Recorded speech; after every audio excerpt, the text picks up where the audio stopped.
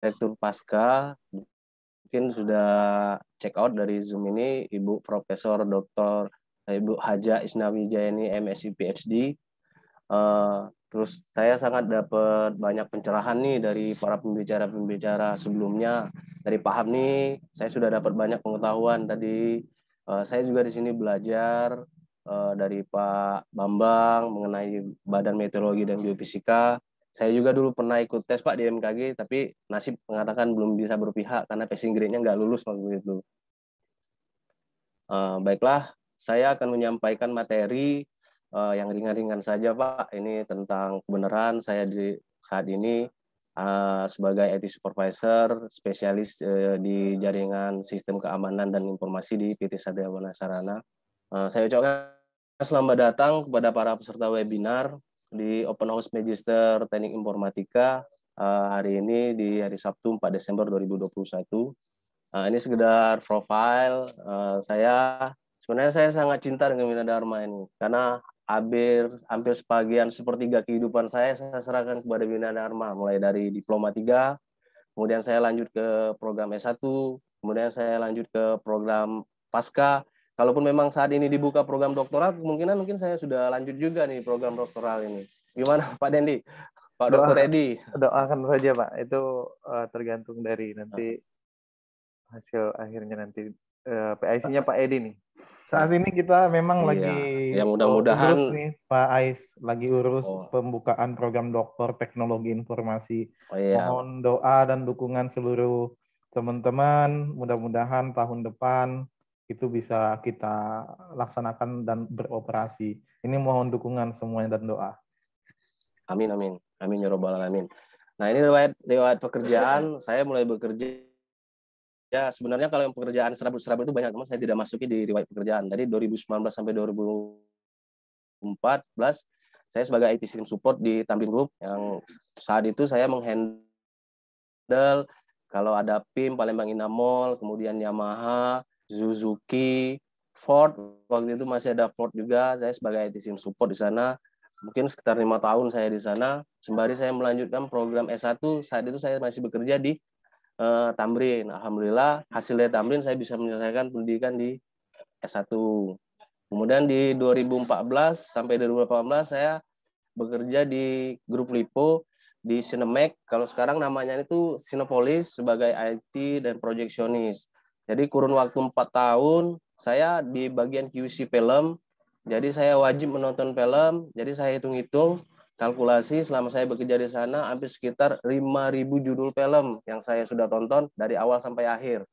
Mulai dari film drama, pokoknya banyak lah, dari baik lokal maupun internasional filmnya. Mungkin sekarang nonton yang sekarang di Netflix segala macam itu review yang pernah saya tonton di bioskop waktu itu. Nah, 2019 saya bergabung di PT Satria Banasarana. PT Satria Banasarana adalah grup dari Bukit Asam. Kemudian saya juga ada startup rintisan, ini PT Arta Media Sriwijaya, bisa dibuka di websitenya sumselindependent.com. Saya di situ salah satu sebagai founder, sebagai pendiri. Kita memberikan informasi kepada publik tentang informasi seputar Sumatera Selatan. Nah, jabatan saya saat ini adalah IT Supervisor spesialis keamanan jaringan, bidang khusus di Enterprise IT Infrastructure. Ya, kita punya moto, percayalah dengan kemampuan diri karena itu adalah mutia yang barang harga. Karena materi ini adalah digital talenta yang kompeten, jadi artinya kita harus percaya dengan kemampuan diri sendiri. Harapan saya setelah teman-teman mengikuti webinar talenta digital ini adalah tersedianya talenta digital yang berdaya saing dan berkarakter. Nah, pengertian daya saing itu adalah kemampuan untuk berkompetisi atau kemampuan untuk menjadi unggul. Kemudian berkarakter adalah sebuah sistem keyakinan dan kebiasaan cara berpikir yang merupakan akumulasi dari sifat, watak, dan juga kepribadian seseorang untuk bersikap. Nah, talenta digital yang kompeten, berdaya saing, dan berkarakter pada akhirnya akan memenuhi sebuah standar kompetensi pada bidang keilmuan tertentu pada umumnya dan ilmu komputer khususnya. Karena materi kita di sini adalah mengenai teknologi informasi, maka lebih spesifik ke ilmu komputer, di mana dalam melaksanakan tugas atau pekerjaan yang didasarkan pada pengetahuan. Pengetahuan itu kan bisa diperoleh dari melalui pendidikan akademis maupun melalui pengambilan sertifikasi seperti yang dibicarakan oleh Pak Habni tadi. Kemudian keterampilan, sikap kerja yang sesuai dengan persyaratan kinerja yang dibutuhkan. Nah, di sini kata kuncinya persyaratan kinerja yang dibutuhkan. Kemudian pertanyaan, apa pilihan yang akan peserta webinar ditentukan ke depan? Pasti teman-teman sebagai peserta di sini mungkin ada yang sudah bekerja, mungkin ada yang sudah lulus, pasti ingin menentukan kemana sih ke depannya saya ini. Kalau Pak Hamni tadi lebih banyak bercerita tentang masalah negotiable salary dan lain-lain, kemudian tentang apa tawar menawar. Nah, di sini saya memunculkan sebuah pertanyaan, peserta ini apa sih? Nah, saya merangkum pertama, talenta digital yang kompeten itu bisa sebagai peneliti atau sebagai researcher, mungkin terjun ke dunia akademis seperti kita menjadi dosen itu sebagai peneliti. Itu talenta digital yang kompeten. Kemudian talenta digital yang kompeten di bidang wirausahawan. Ya, kita bisa membuat startup, entrepreneurship. Sekarang kan sudah banyak nih kayak apa startup seperti Tokopedia, kemudian Shopee dan lain-lain. Mereka membuka usaha melalui kemampuan yang mereka miliki. Itu adalah entrepreneurship. Kemudian talenta digital yang kompeten sebagai pekerja industri. Nah, saya ini termasuk di talenta digital yang kompeten sebagai pekerja industri, sebagai worker, karena saat ini saya bekerja. Tapi saya juga ada usaha, usahanya di sumselindependent.com, itu sebagai media online yang memberikan informasi kepada publik. Kalau peneliti mungkin saya harus S3 dulu ya Pak Dr. Edi.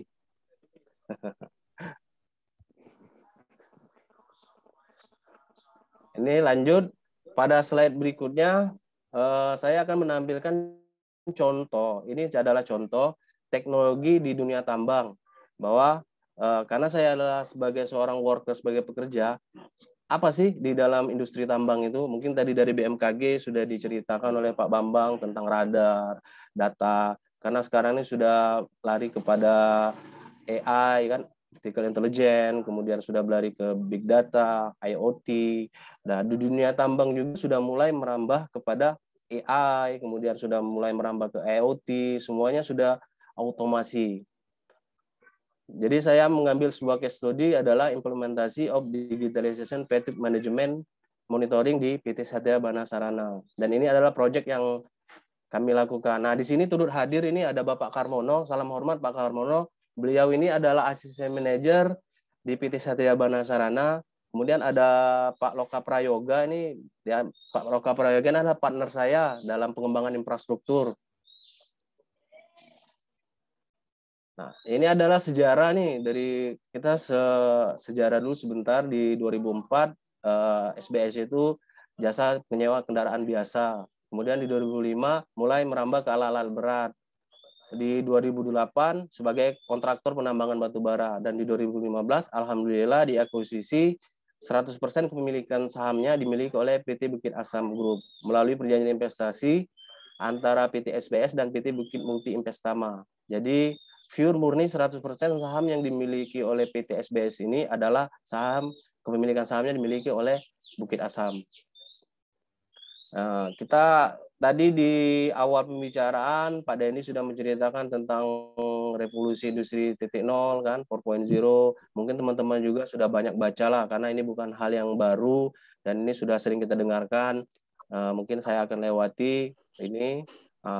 Tapi saya kami di PT Satya Bana Sarana mengambil celah bahwa 4.0 itu adalah sebuah peluang. Terserah, mungkin ada di BMKG itu adalah peluang, mungkin di Palmet juga ada peluang, mungkin di perusahaan-perusahaan lain juga sudah melihat bahwa peluang 4.0 ini apa yang bisa kita implementasikan. Dan di sini studi kasusnya adalah kita mengimplementasikan ke bidang K3, keselamatan, kesehatan, dan kerja.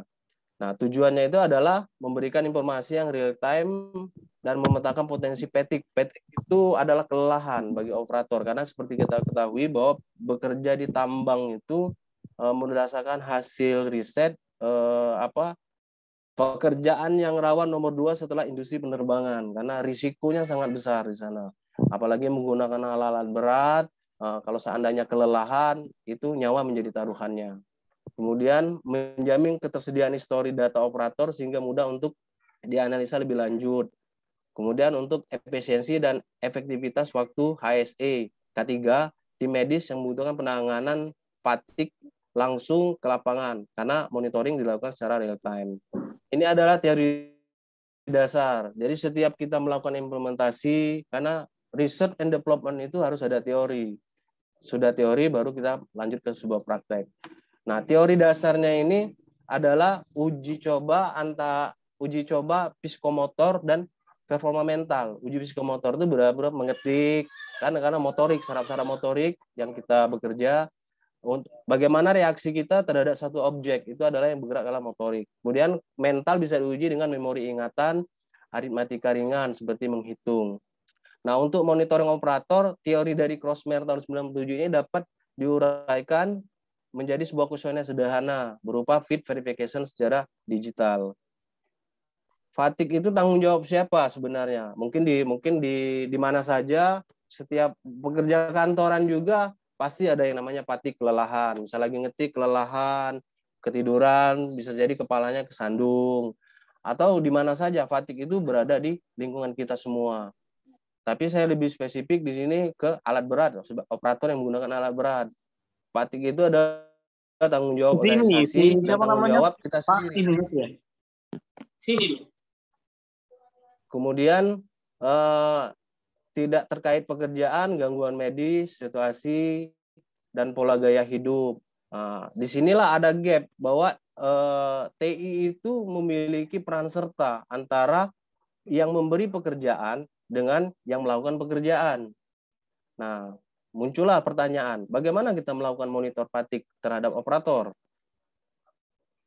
Nah, di sini kita berbicara setiap kita melakukan pengembangan modul, pasti di sana ada budget. Mungkin Pak Hapni tadi sudah membicarakan PMP tadi, Project Management, pasti saving cost-nya seperti apa dengan teknologi ini. Teknologi ini dampaknya apa bagi finansial.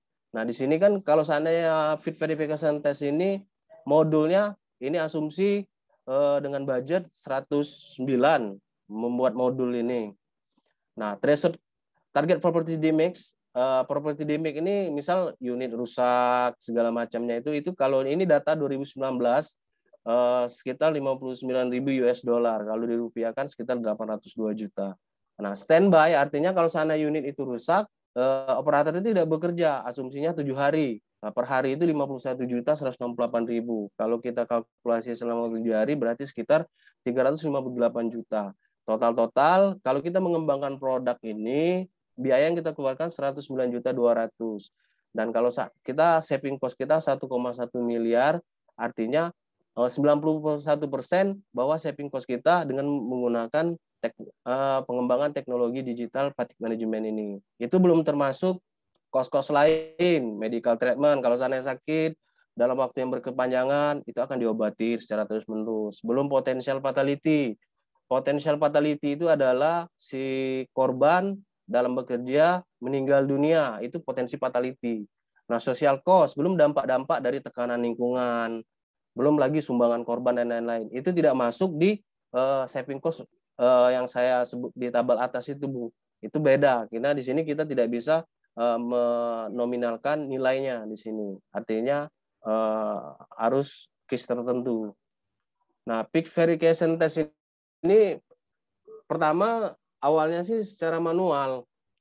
Jadi mengisi formulir, datanya kan tidak real time. Nah, dengan adanya fatigue management ini kita menggunakan digitalisasi sistem. Kemudian dari lembaran kertas kita rubah menjadi lembaran berbasis digital sehingga datanya itu bisa real time, bisa monitoring kapanpun. Nah, konsep ini adalah ada tiga milestone. Pertama di start shift, yang shift berjalan, kemudian di akhir shift. Di start shift itu adalah fit verification tadi, yang real time test. Jadi dia mengisi berapa lama Anda tidur, apakah Anda mengkonsumsi obat. Nah, dari itu begitu kita kontrol, kita sudah kelihatan nih data-datanya. Tidak perlu harus kita manual. Kalau manual, berapa banyak operator, kita harus ke lapangan, itu akan sulit memetakan yang mana yang sudah fatigue dari awal. Kemudian kemudian di si berjalan, ada simple test dari device yang disematkan, di-embedded di dalam sebuah alat berat tadi. Nah, itu real time-nya kita lakukan secara real time. Level-level fatigue itu ada ketentuan level, di slide berikutnya saya akan jelaskan itu level-level fatigue seperti apa, teori dari mana, berapa detik fatigue itu yang akan terjadi. Kemudian kita bisa melihat historical trend line, jadi operator yang sudah mulai lelah di jam berapa, jadi untuk evaluasi di bulan berikutnya. Kemudian kalau seandainya di test time, seandainya memang dalam keadaan lagi berjalan langsung ada yang fatigue, itu HSI tim kedokteran akan standby, langsung mengecek ke lokasi, mengukur detak jantung, mengukur temperatur suhu. Apabila memang dia dalam keadaan lelah, ya dia disuruh istirahat melalui perizinan daripada pengawasnya. Nah, ini adalah neurotofologi daripada fatigue management system itu sendiri. Jadi kan dunia tambang itu adalah dunia yang dinamis, artinya berubah-ubah. Makanya di sini kita menggunakan teknologi wireless infrastructure. Di sini ada mobile tower yang dirakit, kita kerjasama dengan rekanan-rekanan yang memang sudah experience di bidang tambang untuk melakukan pengembangan di industri pertambangan. Nah, unit-unit ini semuanya dimasukin peralatan kayak shovel, kayak dump truck, ini HD 777 atau 786 itu dimasukkan peralatan untuk memonitoring pada operator itu tadi. Nah, ini detail mekanisme. Ini adalah fit verification tadi, berapa jam Anda tidur, kemudian berapa jam Anda tidur kemarin, berapa jam Anda terjaga, apakah Anda ada masalah, apakah Anda konsumsi obat. Nah, pertanyaan itu terkait histori waktu istirahat. Nah, kemudian ada umumnya berisi dua kondisi operator dengan permasalahan di rumah, konsumsi obat-obatan. Jika operator menjawab ya, maka akan ada mandatory untuk bertemu pengawas. Sehingga di hari awal fit verification, kalau memang dia ada masalah dan segala macam, dia tidak disuruh untuk melakukan pekerjaan terlebih dahulu. Karena itu berisiko terjadi hal-hal yang tidak diinginkan saat dia bekerja. Nah, kemudian jawaban itu memberikan catatan apakah siap. Itu self monitoring itu adalah mereka bisa mengontrol diri mereka sendiri di bawah pengawasan, apakah mereka diizinkan atau tidak.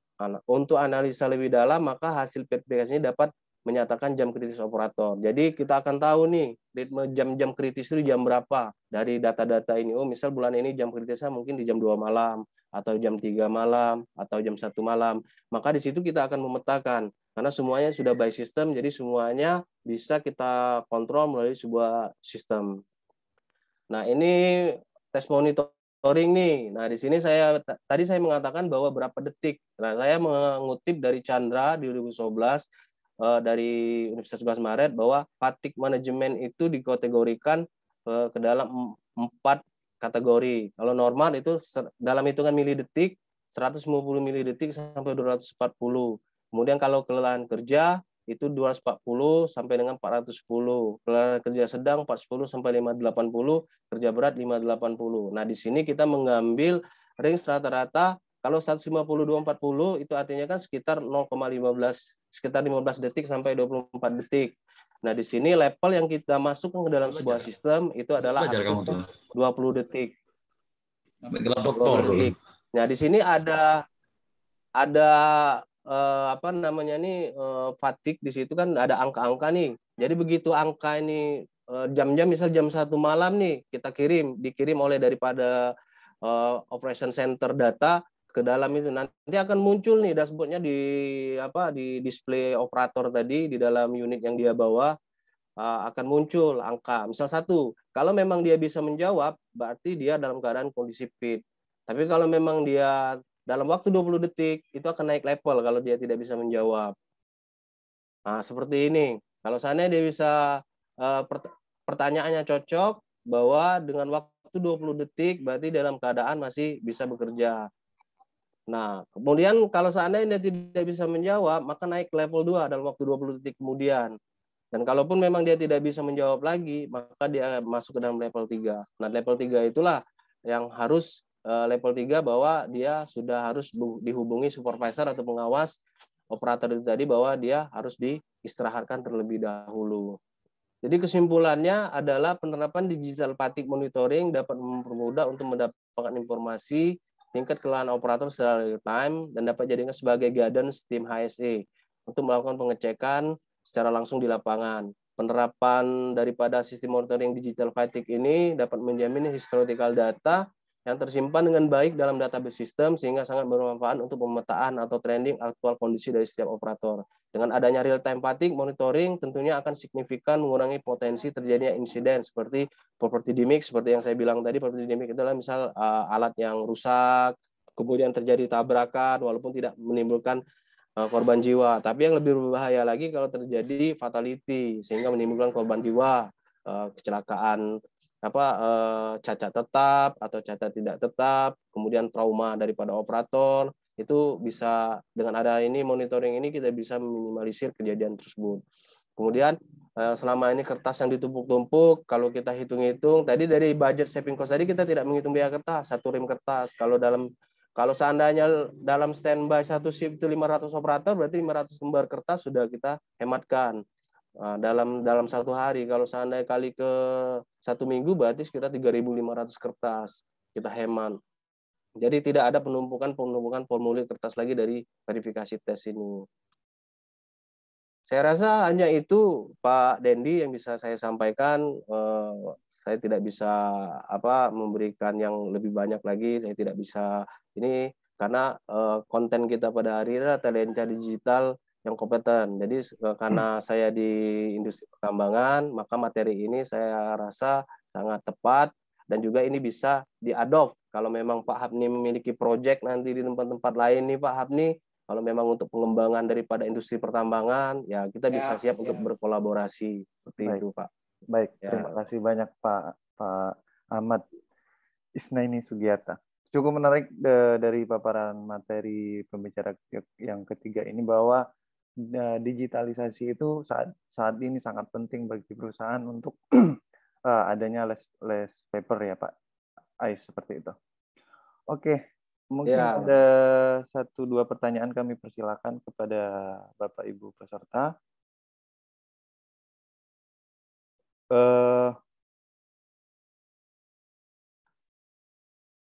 Ada satu kolom chat lagi ini.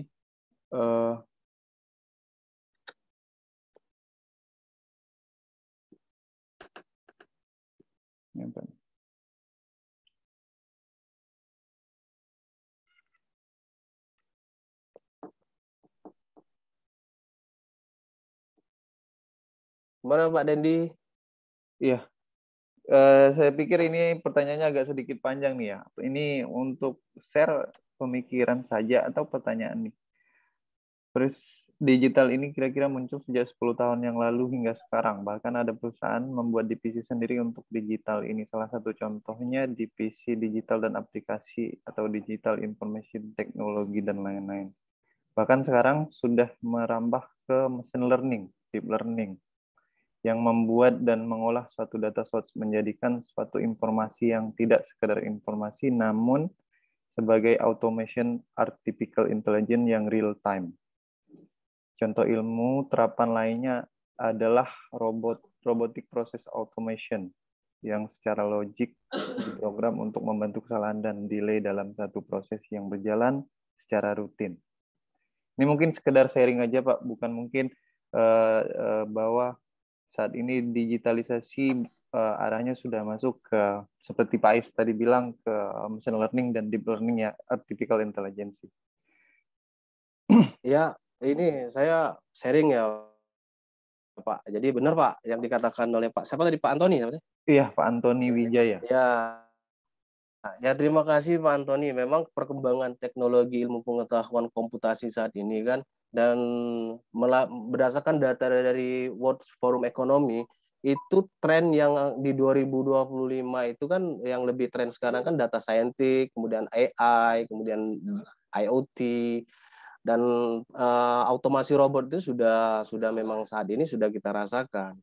Nah, fatigue management ini tadi adalah bagian kecil daripada modul yang saya presentasikan di sini. Karena kita ada modul besarnya namanya Fleet Management System. Jadi semua proses bisnis itu sudah kita masukkan ke dalam sebuah sistem, sehingga di sana nantinya sudah mulai berkembang kepada AI, Artificial Intelligence. Jadi kita bisa monitoring nih konsumsi bahan bakar, misal secara sensorik, ya kan? Jadi tahu nih 1 jam konsumsi bahan bakar seperti apa dari AI tadi. Nah, tren data, kita mempelajari data-data yang terkumpul, source data itu, kita bisa nih, misal kita menggunakan sebuah algoritma tertentu di dalam sebuah data saintik untuk memetakan tren daripada kapan sih konsumsi bahan bakar ini trennya lagi tinggi. Nah, itu dari source data, dari sistem yang sedang berjalan secara real time. Itu pasti tetap konsep datanya masih tetap kita menggunakan algoritma tertentu. Mulai dari preparation data, data cleansing, kemudian warning data, kemudian baru preparation baru kita tahu nih insight data itu seperti apa. Dan kebetulan Pak Dr. Edi dan Pak Deddy Samsuar juga pembimbing tesis saya di Pascasarjana, dan saat itu saya membahas tentang data saintik. Jadi saya meng-crawling data-data struktur jaringan politik di Pilkada 2018. Nah, itu saya mempelajari. Nah, data-data tersebut pergerakan lebih cepat. Jadi sekarang ini sudah teknologi. Kalau mungkin sekarang kita berbicara tentang AI, IoT, kemudian berbicara tentang ML, DL. Ada lagi satu rumpun yang memang lagi tren sekarang, namanya marketing intelligence. Seperti itu, Pak. Jadi memang perkembangan teknologi itu saat ini memang mau tidak mau kita harus apakah kita mau jadi penonton atau kita mau jadi pelaku terhadap digital itu sendiri. Seperti itu Pak Dendi. Oke, baik, terima kasih Pak Ais. Ini terima kasih atas sharing knowledge-nya dari Pak Antoni Wijaya nih. Kayaknya yang selalu kasih pertanyaan ini dari Pak Antoni Wijaya ya.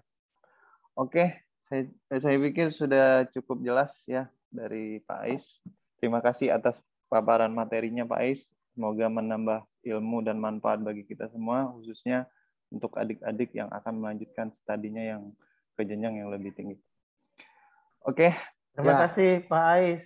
Sukses ya, sama-sama. Untuk adik-adik semua jangan ragu lah, karena pengetahuan itu adalah jembatan kita untuk menuju sebuah kesuksesan. Walaupun saat ini kita bekerja memang belum linear dengan apa yang kita harus. Ini sharing sebentar Pak Dendi sebelum di closing statement. Baik. Saya dulu bekerja di bioskop yang memutar film, tapi saya memang sekolah harus terus.